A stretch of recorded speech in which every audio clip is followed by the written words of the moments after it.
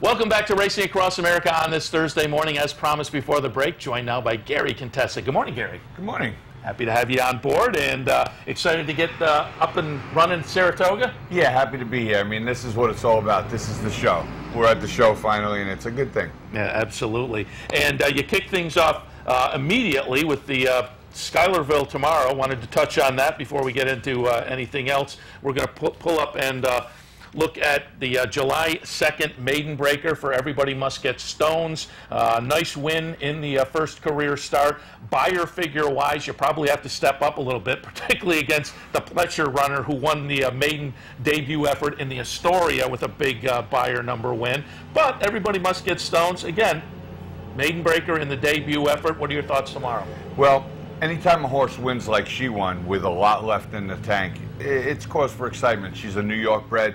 I mean, we have a 5-horse field, the Schuylerville. We're not going in with any false hopes here, but you never know. When you have a speed 2-year-old, you just don't know how good they can be when they get looked in the eye. So, I mean, we belong in here. And any placing in this race is going to enhance her mother, enhance her family, enhance her pedigree. So, I mean, if we could run third in here, we'd be thrilled. And, I mean, you never know. There's a chance where we could win it all. Yeah, 5-horse field. Yeah, when you're talking these 2-year-olds, you just never know. And particularly a field like this, that, you know, Mass Cove has 3 starts. The others all have 1 start. You just never know what might happen. And 2-year-olds, things happen to them. Yeah. You know, they have good days, they have bad days. So we hope ours is having a good day and the other 4 are having a bad day. And the nice thing is, by Bustin' Stones, who's turning out to be a really nice sire, but that makes this one a New York bred, and you have so many options when you have a good New York bred. And Bustin' Stones has such, I mean, every horse that starts for him wins. Yeah. I mean, he's just got incredible stats. Really a good sire, great New York sire. Yeah, we had Roddy on with us a couple of Sundays ago, and they're excited, understandably so. Yeah, very much so. Let's also talk about, it was a really good Belmont meet for you. As far as wins, you finished in 3rd position.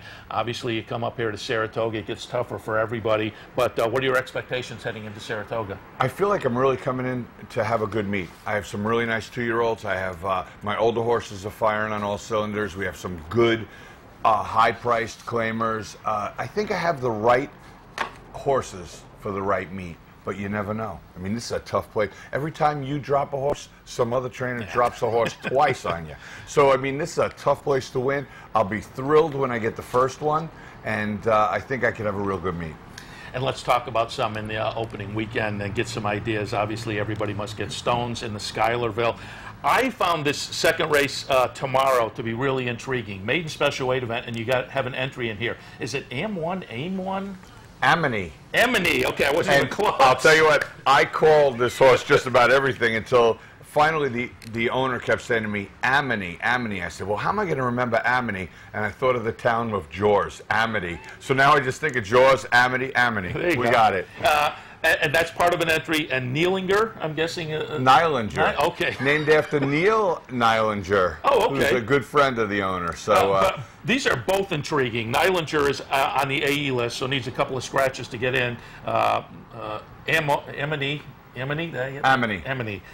But both of them came out of 2-year-old sales. They both worked 10.1 prior to those sales, so certainly they've shown some ability already. What are your thoughts on tomorrow's second? I like them both. Neilinger is going to be re-entered for Monday, so that's a moot point. I think Amity is our most ready 2-year-old of the 2. My style, and people, handicappers talk about this all the time, and it doesn't bother me too much. I like to leave a little bit in the tank for the first start. I want to see a horse improve in the second start. And I was looking at the Thorograph charts. I didn't even realize this. I'm 50% winners second time out. So you know, if this filly wins, you can rest assured she's got more in the tank for her next start. Same with Everybody Must Get Stones. She won with something left in the tank, because that's my style. And that's good to know. That's a 50%. Once you get a coin flip stat, you got to tuck that away. Right. But I don't like to lead a 2-year-old over there dead ready to win. I really would like to leave room for improvement and let him learn off the first experience. In the 4th tomorrow, Maximilia, and I'm guessing I pronounced that right. Maximilia, yeah. Another maiden special weight event. This one's kind of interesting because you started the career, a couple of maiden special weights, then dropped down into claiming company. It seemed to kind of, light bulb came on a little bit, back into maiden special weight company tomorrow. Right. maybe her numbers are a hair shy of the better horses in this race, but what intrigued me about this race was she is absolutely lone speed in this race. She is going to get out there with Johnny V on the lead, period. She's going to be on the lead. And you know what? That's a real dangerous thing at any time. So I think if I can get a gentle opening quarter with this filly, I'm going to be very tough to beat at the top of the stretch. All right, and so that's Maximilia in the 4th tomorrow. And I should mention, you mentioned Johnny Velasquez, Amity in the 2nd tomorrow. Is that Emma Jane Wilson? Emma Jane Wilson. Is she going to be riding here regularly? No, she comes in. Lee Pecoik and I both like Emma a lot. And Lee has the opportunity to bring her in tomorrow, so she's coming for this one horse, and then, of course, dinner at Ciro's. She wouldn't miss that. There you go. Yeah, and that's fine. Let me ask you that before we move on to some of Saturday's entrants. That's part of Saratoga, isn't it? And that's what I always say. Folks around the country, when I'm on the internet and conversing with people, folks think, oh, man, it's great racing, and all the top trainers and owners are here, yada, yada. That's only part of it. The other part is the city itself. You'll walk around and people are reading the racing forum down in Main Street downtown, and that's what makes it enjoyable. Absolutely. I mean, this is the show. Everybody's here for one reason. It's kind of like Louisville the week of the Derby, but this is 45 days. Everybody here is in tune to the horses, and it's the greatest thing. The greatest fans in the world, the greatest town in the world for horse racing. All the local media, all the newspapers have coverage. The local television stations show up here most days. It's totally phenomenal. Different. 45 days. Yeah, it's a lot of fun. All right, let's touch on some of the entrants you have on Saturday. Saturday's 2nd race, the State Bred Allowance event. You have Sidearm in there. Comes off a 2nd place finish most recently in another State Bred Allowance down at Belmont. What are your thoughts on Sidearm? Very typical Saratoga race. I come in here saying, well, I'm going to save Sidearm for opening week at Saratoga, and he's going to win. He ran an 89 bio last time. He ran a great sheet number. And who shows up in this race? Chad Brown with Groupthink, who beat Uncle Si last time. Uncle Si would be 1-20 in this race, and I got to have the horse that beat him running against Sidearm. But this is what you get at Saratoga. People run their best. I saved my best, and he may be just 2nd best in here. Yeah, that happens all the time, and I think it was a Roddy Valenti horse. Speaking of Roddy, a couple of years ago, he entered, and I think it was a starter allowance early in the card with one of his better horses, and it was one of those horses where normally you would think, oh, he's a lock, and I think it was a Rapoli runner. Right. I think it was Casio Electronica, I think. Right, and that's Saratoga. Yeah. You think you got the best horse, and when the entries come out, you go, oh, man, I can't believe this. And speaking of Uncle Si, give us a little update. He pulled a muscle in his back, and we sent him out for a nucleus scintigraphy, and we wanted to prove that that's all he did. And it came up hot, so he needs about 60 days off. The owner, Chip McEwen, Wounded Warrior Stable, owns the farm in Ocala, so he got there yesterday, and he's going to get 60 days off, well-deserved. And if you think about it, he'll be back for the fall and winter, and he really enjoyed the winter at Aqueduct. So I could see him for the Stymie and some of the bigger races this winter. I think we'll winter him in New York. All right, so we'll look forward to him on the comeback a little later on. 8th race Saturday, an allowance non-winners of one other. Then you have Chez Jolie in here. This one I looked up some of the sibling notes because by Indian Charlie, I love Indian Charlie with precocious runners, but the dam produced a sibling called Mythical Power by Congaree that was a graded stakes winner. So there's some nice breeding there. This is a lightly raced horse, only a couple of starts so far, broke the maiden last time. This is absolutely the best filly in my barn. She is magnificent. This is a horse you want to go to the paddock and look at because if they took there's no beauty contest for horses in America that she wouldn't win. She is magnificent, trains magnificently, one of the greatest fillies I've ever had the opportunity to train in my barn as an individual. I just love her. I figured early on we would try the turf. She's got a great Tomlinson number for the turf. The allowance races just didn't work for her. They rode 1 1/8. They rode 6 furlongs on the dirt. I really wanted to keep her at about 1 mile or 7 furlongs.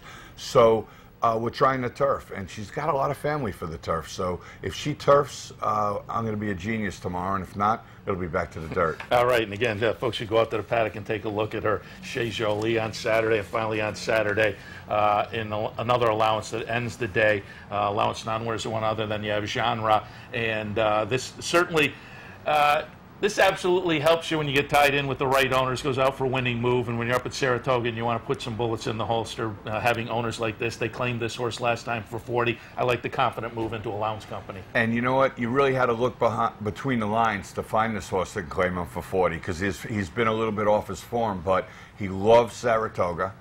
And he's a horse with great back numbers, and that's a great key to our claiming game, is to claim a horse that used to be a really good horse and try and reinvent the wheel, so to speak. And he's training fantastic. He couldn't be coming into this race any better. I love the inside post on the grass, and I really think you're going to get a big effort out of him if he gets a break and he can avoid traffic. All right. Well, good luck tomorrow and Saturday with some of those runners. And Gary, as noted earlier, I wanted to also touch on, got a couple of minutes left. Last week down at Keeneland, the welfare and safety of the Racehorse Summit. You were on one of the panels. And I know in the follow-up information, I saw you talk a lot about transparency. And I do the Handicappers Report very often with Jeff Carl, former jockey, former trainer. And he's talked a lot about being a guy who was involved in the claiming game. He talks particularly about injections into joints, and that there should be a limited numbers of those. But if you're a claiming guy, you don't know what the guy before you did. And that was a lot of what you touched on. Expand on that a little bit. Right. Well, the biggest problem with the claiming game is you don't know. You get a horse and you have no idea what that horse has gone through. And there's horsemen, there's a terrible public perception right now that we don't care for horses, and we really do. My whole world revolves around horses. I love horses, and what I need to have access to that horse's veterinary records. I need to know what I'm dealing with. I need to know that, so for the health of the horse. Health of the horse is health of the jockey. So it's a necessity. We need transparency. Dr. Palmer is working very hard on giving trainers access to previous vet records on horses that they claim. Because let's face it, it's those horses that are in the most danger of catastrophic injury. So if we can get that, I really think we could really change this game to the benefit of the horse. And that's what we need to do. And I know it's in the works. It's going to happen real soon. And isn't it, it's also a little bit of changing the culture of the trainers and the mindset. Right. I mean, some guys just, there's secrecy involved. They feel like they're giving away their secrets or something. So the culture has to change a little bit. That's great. We have to change the culture. Trainers want to keep everything tight-lipped. We don't want to help another trainer win. But for the sake of the horse and the sake of the rider and the sake of transparency and public perception, we have to change this aspect of the game. We change this aspect of the game, I'm going to guess we could make a significant change in both catastrophic injuries and just injuries in general. I think that information will go a long way to helping trainers. Yeah, I think the culture does have to change, just as you say, to change public perception, which right now a lot of people who aren't plugged into the game at all read those mainstream media articles that knock it, and I don't think they realize, I've said a lot of times just what you said, you know, it's a healthy horse that wins races. So obviously everybody wants their horses to be healthy. There are bad apples, just the way there are in hospitals with doctors or in the stock market with stockbrokers. Sure, there are bad apples, but I think most of the folks back here love the horses, and I think we got to get that out there a little more. And anything that can play into that public perception is a good thing. You don't work 18 hours a day, sometimes 24 hours a day when you have a sick horse, in the cold, the extreme heat, the snow. You don't do this unless you love it. You don't do this to make a living. You can make more money if you broke it down hourly. You could probably make more money in a $8 an hour job, because trainers work all day long and ruin relationships for the sake of the horses. Yeah. Gary, we appreciate the visit this morning, and again, if folks want to follow up on the participation, not only your panel, but there was a lot of great coverage on that welfare and safety of the Racehorse Summit last week. You can find the Blood Horse Daily Racing Forum, find the follow-ups.